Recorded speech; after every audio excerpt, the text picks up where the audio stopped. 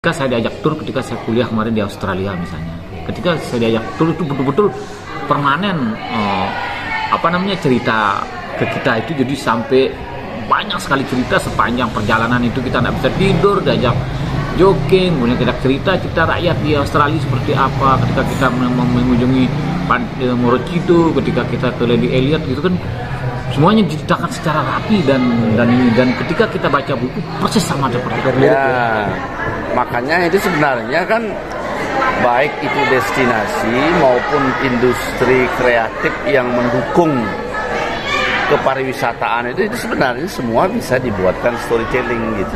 Nah, siapa kira-kira yang harus? So when I go to this place, I don't just see the museum, but I get dressed in the clothes, take photos, and it's more fun. So maybe going to the museum. Panjang ya. Oke. Kendati ada sejumlah event nasional dan internasional yang digelar di Provinsi Nusa Tenggara Barat, hingga saat ini terdapat 4 isu besar pariwisata yang belum terpecahkan. 4 isu pariwisata tersebut adalah menyangkut angka kunjungan wisatawan yang stagnan dengan jumlah 3,5 juta per tahun. Kedua, lama tinggal atau length of stay wisatawan yang cuma 2,1 hari saja. Kemudian yang ketiga, spending money wisatawan di Provinsi Nusa Tenggara Barat juga masih sangat rendah atau hanya sekira 11 triliun rupiah. Yang keempat, tingkat kunjungan kembali wisatawan yang hanya di bawah 10% saja. Memiliki sebanyak 28 event nasional maupun internasional yang sudah masuk dalam kalender of event tahun 2023 adalah sebuah harapan besar untuk menjadikan Provinsi Nusa Tenggara Barat lebih mendunia. Provinsi Nusa Tenggara Barat merupakan destinasi pariwisata dunia yang memiliki produk pariwisata berkelas, infrastruktur yang baik, atraksi yang menarik, keramahan masyarakat dan kondisivitas yang terjaga sebagai satu sistem pariwisata. Namun salah satu hal yang perlu dicermati berkaitan dengan isu-isu tersebut adalah kecenderungan wisatawan menikmati alam dalam waktu yang singkat. Sementara ini, para wisatawan seakan-akan datang lalu pulang tanpa memiliki banyak pengetahuan dan cerita dari kunjungannya itu. Lantas bagaimana caranya agar wisatawan bisa sedikit larut menikmati pesona Provinsi Nusa Tenggara Barat dengan menyelami lebih mendalam berbagai aspek kehidupan di daerah ini?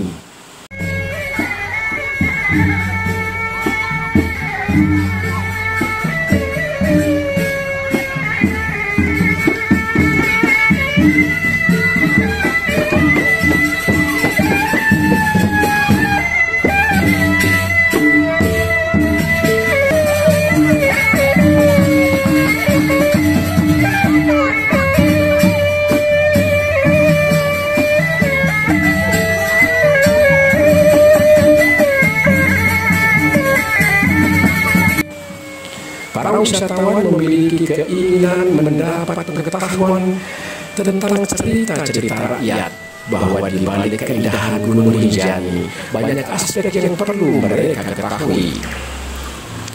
Berkaca dari sektor pariwisata di belahan dunia lain, storytelling memegang peran kunci dalam menusuk relung hati wisatawan. Dalam storytelling, wisatawan tidak semata menikmati pemandangan alam, melainkan memahami dan mengetahui banyak aspek dari apa yang dilihatnya. Produk-produk yang bercerita itulah yang diharapkan membangun keingintahuan wisatawan untuk tinggal lebih lama, sehingga setiap pemandu wisata selayaknya memiliki pengetahuan tentang segala hal yang menjadi tujuan wisatawan. Karena wisatawan yang datang juga ingin belajar tentang sesuatu yang dikaguminya. Cerita-cerita rakyat atau cerita-cerita yang berbasis daripada kerakyatan atau masyarakat lokal itu bercerita satu kata, tidak berbeda-beda. Itu tujuan storytelling. Nah, sehingga nanti dari hasil storytelling itu kita akan bukukan, kita akan buat dokumen sehingga akan menjadi catatan sejarah. Kemudian kita akan membuat database seberapa sih pentingnya storytelling ini untuk membantu promosi daripada pariwisata melalui cerita kita. Seperti dikatakan tadi bahwa kalau kita mendaki gunung mungkin kalau hanya jalan saja ya segitu saja. Tapi ketika kita ada cerita, misalnya Dewi apa yang ada di Renjani itu Dewi Anjani misalnya, bagaimana dia terciptakan, jadi akan lebih menarik dan itu bisa menghasilkan pengalaman baru, cerita baru, kemudian di akhir nanti akan menjadi peminat-peminat baru sehingga kunjungan wisatawan itu semakin banyak dengan terjadinya storytelling ini gitu, Pak. Nah, kalau salah satu isu pariwisata di NTB kan masalah rendahnya wisatawan yang kembali lagi datang kan ke sini kan, ada 4 kalau nggak salah itu, misalnya lama tinggal, kemudian kecilnya mereka yang balik lagi datang. Apakah itu juga salah satu faktor yang karena kurangnya cerita-cerita semacam ini, storytelling ini? Kalau itu kan kita tidak bisa menyalahkan itu. Perlu kajian dan perlu data yang benar. Tapi kalau persepsimu mungkin iya, mungkin iya. Karena emang tidak ada yang menarik gitu loh dibandingkan dengan ceritanya bagaimana di daerah lain yang memiliki kompetitor dengan, kalau kita bandingkan dengan negara-negara di Eropa seperti diceritakan sama Prof. Nur Scott itu kan memang kita tidak ada punya storytelling yang menarik sehingga tamunya itu mungkin iya seperti yang Pak Pro katakan tadi itu. Di satu sisi tamu malas bertanya, kemudian warga lokal tidak mau menjelaskan. Satu memang kita agak sedikit beda garapan kita pariwisata di Lombok dengan daerah lain seperti yang saya alami lah gitu kan, seperti apa saya alami di daerah lain, di mana negara lain. Ya memang ketika saya diajak tur, ketika saya kuliah kemarin di Australia misalnya, ketika saya diajak tur itu betul-betul permanen cerita ke kita itu, jadi sampai banyak sekali cerita sepanjang perjalanan itu kita tidak bisa tidur, diajak jogging, kemudian kita cerita rakyat di Australia seperti apa, ketika kita mengunjungi Maroochydore, ketika kita ke Lady Elliot gitu kan, semuanya diceritakan secara rapi dan ketika kita baca buku persis sama seperti apa yang diceritakan. Nah, di Lombok khususnya mungkin kita kepingin menciptakan itu, copy paste itu sehingga nanti akan menjadi daya tarik. Seperti misalnya kayak yang paling menarik kan ketika zaman dulu kalau kita kenteri kan ambilkan capung jaran itu kita taruh di pusar dan sembuh. Kayak sebenarnya kan baik itu destinasi maupun industri kreatif yang mendukung kepariwisataan itu sebenarnya semua bisa dibuatkan storytelling gitu.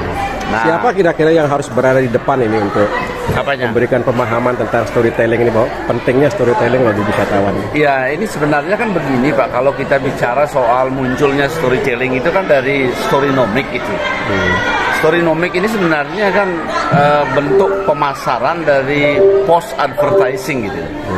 Nah, post advertising ini sebenarnya kan suatu gagasan setelah orang berpromosi, pasca orang berpromosi ini kan orang kan kadang menawari barang promosi itu. Nah, tetapi post advertising itu kemudian menginisiasi bahwa di dalam orang memasarkan produk itu perlu ada semacam cerita, ada sejarah gitu. Kenapa kita harus pakai produk ini gitu. Nah, itulah yang kemudian di kepariwisataan itu diadopsi kemudian dengan menggunakan metodenya storytelling gitu. Nah, storytelling ini sebenarnya kalau di dalam kita mengembangkan pariwisata itu justru hal yang paling menarik sebenarnya. Kenapa? Karena justru satu, wisatawan akan tahu tentang destinasi atau misalnya produk wisata itu. Yang kedua, dia akan mendapatkan satu pengetahuan gitu, dari storytelling itu sendiri. Karena wisatawan di zaman sekarang tidak hanya menikmati destinasi saja, tapi justru dia ini sebenarnya ingin mendapat nilai lebih. Nah, nilai lebih itu apa? Ya pengetahuan sendiri. Nah, Layer B itu adalah pengetahuan. Nah, justru itulah yang diharapkan oleh wisatawan kita ke depan. Dan ini kan sekarang masih belum menjadi kebiasaan kan. Ya. Wisatawan ke Rinjani dia mendaki sendiri kan tanpa ada cerita dari porter. Sekarang siapa yang harus berada di depan memulainya? Nah, ini sebenarnya kan justru yang semestinya yang harus melakukan itu sebenarnya kan yang pertama adalah pelaku pariwisata. Nah, pelaku pariwisata inilah yang semestinya harus bisa melakukan kreasi. Nah, salah satu contoh misalnya kemarin Pak Kepala Dinas Pariwisata Provinsi menyampaikan bahwa bagaimana kita harus punya kesamaan persepsi terhadap destinasi ini dalam membuat storytelling. Nggak bisa. Kalau misalnya anggaplah contoh pintu-pintu masuk misalnya menuju Rinjani misalnya Pak. Masing-masing pintu masuk itu kan punya cerita sendiri sebenarnya. Anggaplah misalnya di Mantang, pintu masuknya misalnya di situ ada air terjun Benang Kelambu misalnya. Kenapa ada air terjun Benang Kelambu? Nah, air terjun Benang Kelambu ini ada hubungannya dengan Dewi Anjani ceritanya. Nah, jadi di balik dari air terjun itulah Dewi Anjani itu mandi. Nah, kalau ini bisa dielaborasi cerita ini disampaikan kepada wisatawan kan justru Anda mandi ini adalah tempat mandinya Dewi Anjani kan gitu. Nah, bisa jadi rame-rame orang ke sana mandi. Iya, orang rame gitu loh. Nah, kemudian kalau misalnya ke Sembalun lain lagi cerita Dewi Anjani, Pak. Ke utara lain lagi ceritanya gitu. Nggak bisa kita buat cerita yang sama. Nah, kemudian kalau di utara sekarang ini kan sudah dicoba diterapkan itu agar mengurangi pemikiran-pemikiran atau niat-niat orang yang tidak baik dalam mendaki Gunung Rinjani untuk melakukan sesuatu. Itu kan harus disembek dulu. Jadi tradisi sembek ini sebenarnya kan juga salah satu storytelling juga itu. Bisa masuk ke sana bagus. Masuk dalam storytelling. Tapi udah masuk dah. Ya? Itu di KNU sudah masuk. Sudah diberlakukan enggak di wisata? Sudah diberlakukan katanya. Itu kan pernah saya sampaikan dulu di Senaru dulu kan. Oh, ini sudah Pak di sini. Tapi siapa yang nyembe gitu. Nah, kalau kita ingin melibatkan misalnya tokoh-tokoh adat, ini sudah waktunya kita melibatkan tokoh adat gitu. Jadi di situ ada pesan-pesan yang ingin disampaikan oleh tokoh adat bahwa Anda boleh melakukan ini, Anda tidak boleh melakukan ini. Karena kalau Anda melakukan ini ada risiko yang harus Anda terima di Gunung Rinjani kan gitu kan.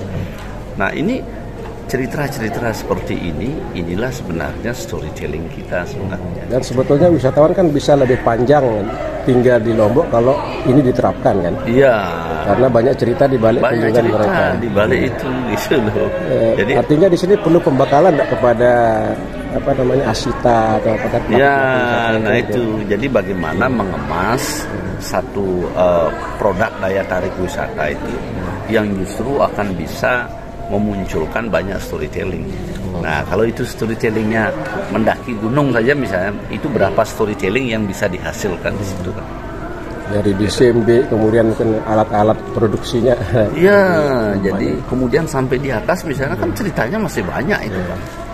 Nah, di buku saya ini yang terbit mungkin 2023 itu kumpulan cerita-cerita dengan teman-teman di pariwisata itu yang namanya sastra horor itu kan.